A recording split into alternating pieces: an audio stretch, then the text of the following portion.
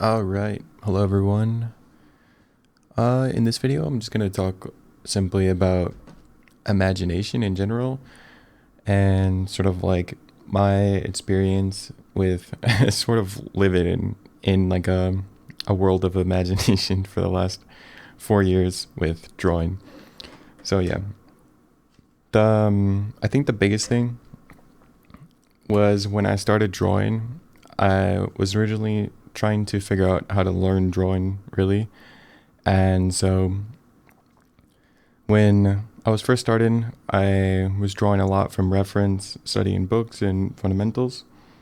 And I didn't really know how to bridge sort of the gap or carry all this information that I was learning from the fundamentals and sort of bring it into drawing from imagination.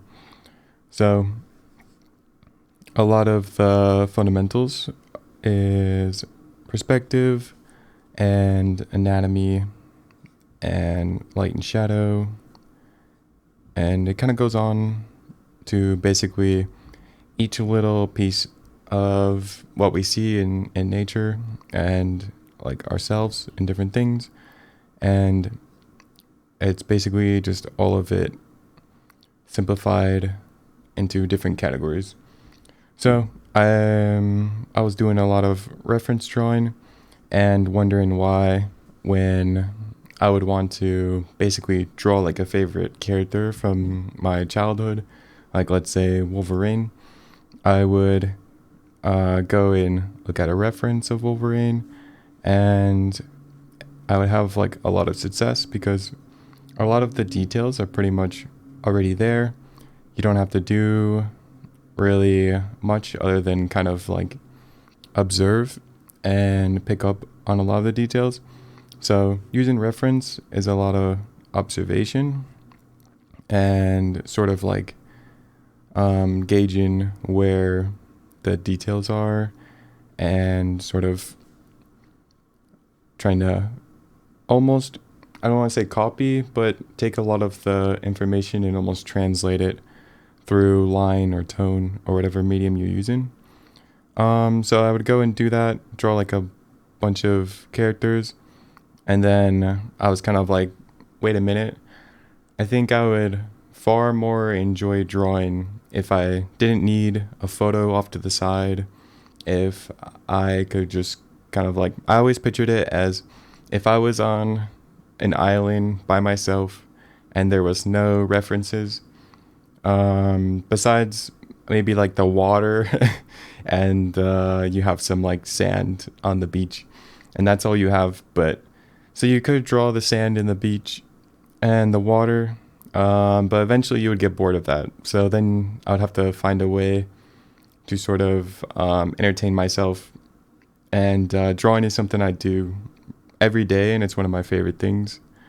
So I kind of pictured that idea in my head, and I kind of decided that I would have to, if I wanted to go down that route of being like, I guess, 100% self-sufficient with being able to create images 100% from my own head, then I came up with a sort of a gamble that I was going to 100% stop drawing from reference since it wasn't really doing me any good having to sort of always have this thing that I was relying on. And plus, I also didn't enjoy drawing from reference. All the info kind of was like not really sticking with me. So I decided I was going to quit drawing from reference altogether. Basically, stop studying directly from like other sources. And I was basically going to just be myself and the page and nothing else. And so I've kind of done that for the last 4 years. And I've had, like, I'm definitely a lot happier with my art. Like, when I go to draw, it's very intuitive. It feels natural. It feels very experimental, which is my favorite aspect of art. And yeah, so from basically then now I've just been doing everything from imagination. And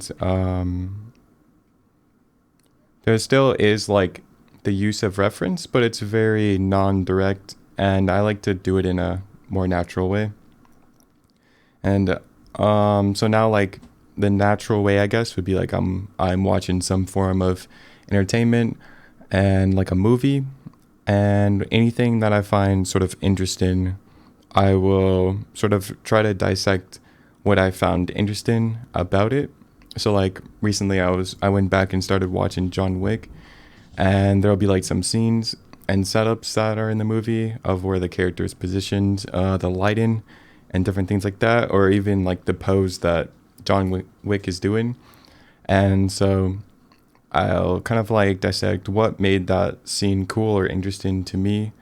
And then I might not use those aspects or concepts right away, but like 6 months, 3 months down the line, it might come up, and then I might use that information. So it's a lot of like gathering resources whenever I can. And that's sort of also why I decided to stop using reference. Is I've kind of explained this in a previous video, but I I kind of found that there's like a kind of like starvation thing with like information and how much I could gather. So I kind of found if I didn't use reference, didn't use resources, and try to figure out everything on my own, then it would almost build up sort of like a hunger for that information because there was a lack of it. So now when I draw, I'll go like probably sometimes I go like weeks or months without looking at anything, and then I'll just pick up like naturally off of movies, entertainment, YouTube, whatever. And then after a couple months, I will sort of like be like, okay, I'll sit down and I'm going to actually research specific things. Like I've done it with katanas, samurai armor, like firearms, rifles, like armor and any of that sort of things. So, but really, the I guess the main thing is kind of building up a relationship with the idea, and through experience and repetition. And then after I've built up sort of a relationship with the idea or like a concept, like over here I have some zombies drawn, then when I go back to sort of like a more focused study where I am just focused on gathering a bunch of information, and I'll only sit there and basically observe and try to take in. Like I won't be drawing while I'm watching videos, and then afterwards, then I'll go to draw. So they're very like separate. So I'm trying to like filter in that information and then translate it onto the page later. But yeah, my whole drawing process and kind of I guess training for drawing, I try to make it as natural as possible and as like self-sufficient as I can, because I just find that to be the most fun, really. And yeah, that's really just like an option, and it's just kind of through my own experiences how I did it. So it's not like it's the right way. It might not work for everyone, but yeah. So take whatever you want to try out, see if it works. If it doesn't, that's fine. There's probably a lot of other ways. But yeah, this way is just really like pure drawing from imagination, and that's really like what everything I do is sort of focused around, because that's what I get the most enjoyment out of. And really that's kind of the like enjoyment and the imagine is because I draw from imagination because of the enjoyment. And it's kind of also, I feel like the more you enjoy something, the more you're going to go back and do it more. So that's adding on to more experience. And if you think of it like sort of like a video game, then you almost have like this XP bar that slowly fills up the more that you're basically experienced with something, right? So it sort of fills up the more and more that you draw a certain topic or idea, or sort of like get more familiarity and experience. So the more times, there's like a couple ways to kind of gain XP, I guess, and from how I look at it for drawing. So I think one way is through repetition. And so whenever I go to draw, like let's say I want to draw this character, and I like to kind of mess around and experiment. And then through that experimentation and trying out some different things, I gain repetition, which is one way to basically increase this experience bar a little bit further and further. And I think another thing is information can also increase your sort of level, I guess, if you really want to gamify it.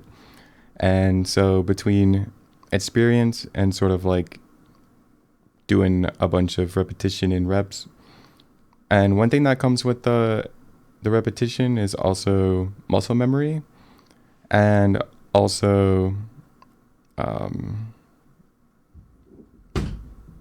of just lost my train of thought there. Muscle memory, and also sort of like a pattern recognition starts to build up. Like it's like a sense of experience, like you've been in a certain situation before, so you kind of know how to work around that situation or improve it and make it better. So yeah, my brush is dying on me, but yeah, so repeating, and then through the repetition I sort of build up a relationship with it. So then when I go to actually sit down and more focus on learning directly, then I know sort of like where the, let me get an actual thing that works right now. So then I know more of where to go when I do look at reference and or study sort of like how a machine operates or those different intricacies. So a good example, I guess, is what I did recently on my past stream. I wanted to basically pick a topic that I was very bad at or not experienced in. So I picked vehicles or cars originally. And so I started with this car, and this is how I go about like practicing anything. And I'll just sort of like compact everything into one thing. So this turned into like a scene, which is one fun way to do it. And then, so I started with this car, then to this one, and then to the motorcycle, and then to the Jeep back there, and then sort of like branching off into some sort of bus and semi, and then just more like race cars. And each one is sort of like a iteration from the previous. So like from this one to here, I use the same colors, basically just morphing things around a little bit. And then I wanted to do another vehicle that's quite different. So I'm still working in like the same sort of vehicle area, but then morphing and changing it as I go. And then also adding in characters to sort of like grasp the interaction that it would have with that. And yeah, everything I do is from imagination. And so this really just helps me sort of figure out what is happening really by playing it out on the page, sort of like a video game or simulation in some way. And yeah, so that's one example. And then if I really wanted to, I could keep expanding on the experience and the repetition by drawing more cars over and over, which is usually what I find to be the most fun. Or I could go and look at information, and sometimes the information can take a long time for me to actually like implement it. So a lot of times I value the experience and the repetition over the information, but the information can make like very large jumps too. but it has to be sort of like the right timing for me to go and look up information. And I have to there really has to be like an interest behind that, like urge to go and look up and sort of like explore that information to then implement it into here. But a lot of the times, I really believe that we have like a huge mental library already, because we sort of all know what a human looks like. And if a human face is a little bit off or a little bit uncanny, we like can instantly recognize those features, which is pretty odd when you think about it, that it's hard to draw a face and hands, but they're also the most recognizable, and we know when details are off. And I think that's why it's sort of difficult to draw those things.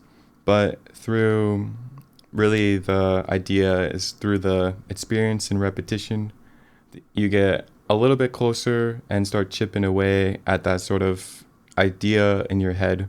And the more sort of a relationship you build up with being able to sort of like transfer your ideas with a pen or pencil or digital, whatever you use, then you'll sort of like build up the relationship and just get a little bit closer and closer to sort of the idea in your head.